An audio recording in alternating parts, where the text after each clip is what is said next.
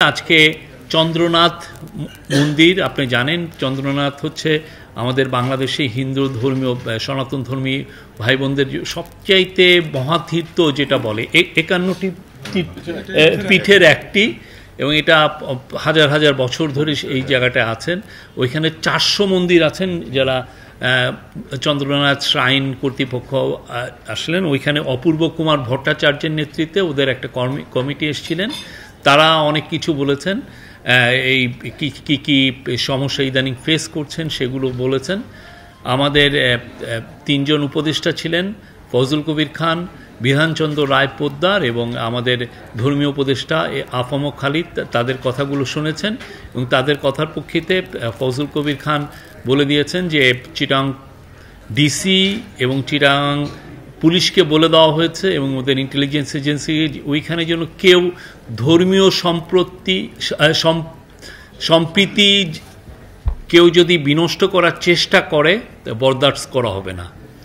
কোনো ধরনের কেউ যদি এটা মনে করেন যে ওইখানে যে কোনো রকমের কোনো উস্কানিমূলক কাজ বা ধর্মীয় সম্প্রীতি নষ্ট করার চেষ্টা করেন, এটা কোনো বরদাস্ত করেন। এবং এই পরিপ্রেক্ষিতে উনি চিট্টগাংয়ের মাঠ প্রশাসন, চিট্টগাংয়ের এই সীতাকুণ্ডের ইউএনও, চিট্টগাংয়ের ডিসি, চিট্টগাংয়ের পুলিশ কর্তৃপক্ষ এবং সেইখানে যারা ইন্টেলিজেন্স এজেন্সির যারা কাজ করেন সবাইকে নির্দেশনা দেওয়া হয়েছে। একই সাথে চন্দ্রনাথ মন্দিরে কর্তৃপক্ষ কিছু দাবি পেশ করেছেন। সে দাবির প্রেক্ষিতে ওইখানে আপনি জানেন যে ওইখানে প্রায় 1200 ফুট উঁচুতে হচ্ছে মন্দির। তো ওইখানে যে সিঁড়ি বেয়ে যেতে যেতে অনেক সময় ওই সিঁড়িটা যেই অবস্থা আছে সেটাকে আরও ডেভেলপমেন্ট করা লাগবে। সেটার আজকে তাৎক্ষণিক এই 3 জন উপদেষ্টা নির্দেশ দিয়েছেন যে যাতে এই সিঁড়ির ডেভেলপমেন্ট কাজটা খুব দ্রুত শুরু করা যায়।